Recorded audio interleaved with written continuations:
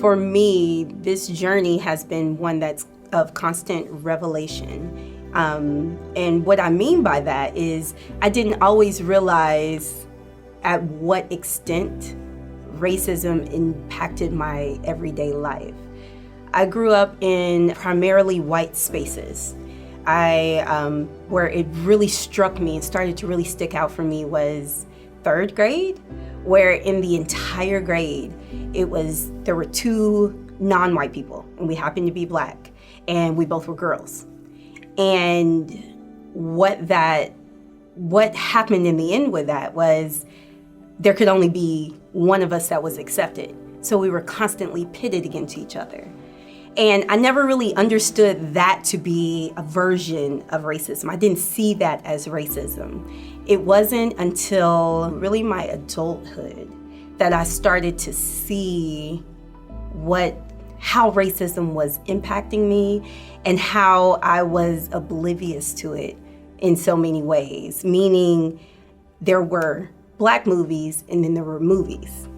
But if it's a movie with an all-white cast, is it really just a movie, or is it a white movie if this is a Black movie? And these things are minor, but it was being in a primarily Black space for the first time in my life. I was in a city with the majority of the population was Black, that I had opportunities to see just how much I had to suppress who I was in order to be the right type of Black person.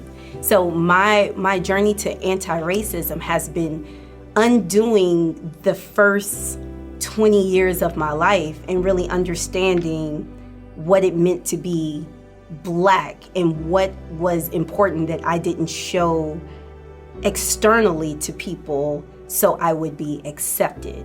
And that level of pressure to perform on a regular basis was so heavy and weighed on me in such a way that when I reached that level of revelation that this was happening to me, that I started to feel free.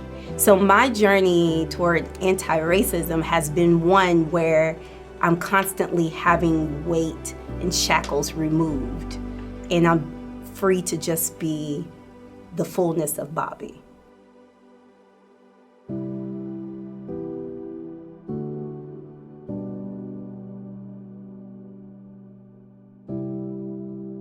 Yes, I've had the talk, but what may be interesting to those outside the Black community is there's not a single point in time that I can track back to say, oh, that's when I have the talk. It's not a single talk, it's a conversation. It is growing up. It just happens along the way. It is a Black family conversation. It's a Black community conversation. So have I had the talk? Yes. The first time I had my first installment of this conversation, it likely happened so long ago that I don't even remember. It's normalized to talk about what it means to be Black in America and how you have to carry yourself in certain spaces in order to protect yourself. So I know for Black men, and I have 3 sons, so we've had the talk, but that's what helped me track my talk back to, like, when did I first have it? I started having this talk with my sons when they were in kindergarten, probably, because we were in a community where they had a lot of white playmates, and their playmates were able to cut up, if you will, in the classroom in a way that you and your Black body could not, because the consequences for you in a public education system versus your playmate were very different. And it feels, some people may hear that and cringe, like, how could you talk to a 5-year-old or a 6-year-old about something so heavy? But it is a matter of survival to start having those conversations. Because while it's a playmate in a kindergarten class at 6 years old, when you start driving at 16 and you're in your full stature, maybe you're about 6 feet, and you're driving with your car full of friends, you need to be prepared for how you're perceived as a car full of Black men.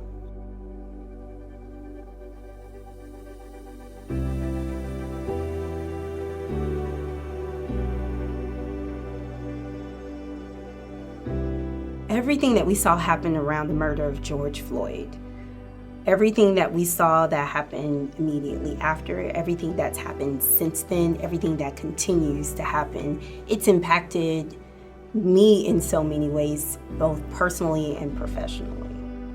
I saw it, we saw it in my household. I allowed my children not to see the footage necessarily. I think that's a very personal choice in whether or not you see that, but to have a real conversation about the protests and why people were risking their lives to walk across the interstate, just to be seen, just to be heard, just to be seen as human, to have that conversation. It's another installment of the talk, right? What can we do that will have the most impact? So in our office, that's what we've been doing. We wanted to create space for people to be able just to talk about what they were seeing, to process it. We wanted to create a space for communities, for people to go and rely on their colleagues, to rely on fellow Titans to say, this is impacting me, this is really hard. Are you feeling the same way? To sort of normalize that this is impacting us in so many ways, but then also use that as a space to commit to doing it different, to commit to change, to commit to moving our campus forward. If we look at America and everything that's going on in the country and we say we want to change, that's a heavy lift. But when we dial that back and we say, at Cal State Fullerton, this is the change that we want and this is what we want to do, then it becomes doable. It becomes something that's more realistic.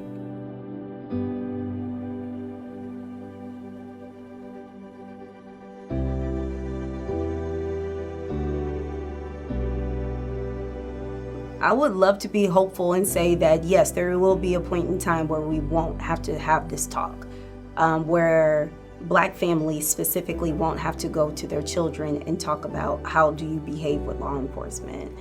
I have hope that we will realize that day, that it's out there, that it's in my children's lifetime.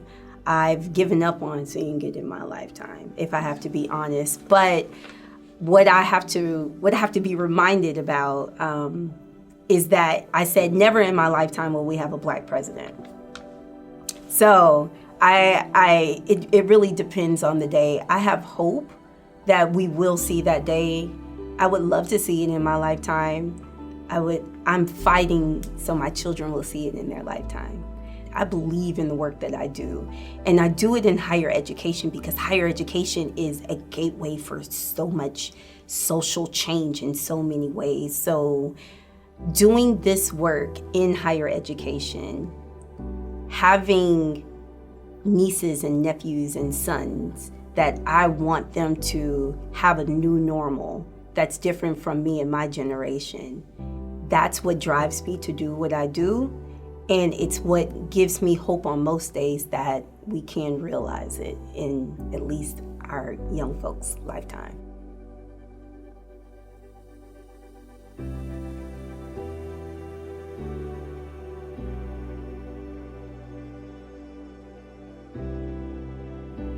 We have been conditioned that it's rude to talk about race. It's rude to talk about difference.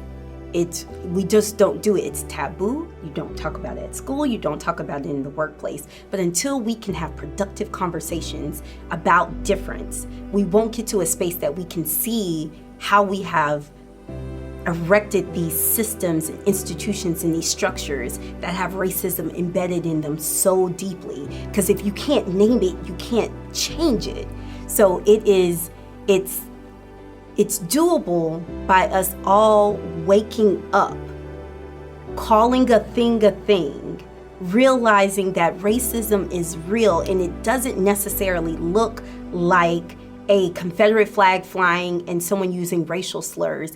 It can look like a racialized pandemic where people of color are dying at disproportionate rates. That's what racism looks like. And when we all have a skill set where we can see it for what it is and where it's embedded in our systems, then we can start to do the work to undo what took so long to build.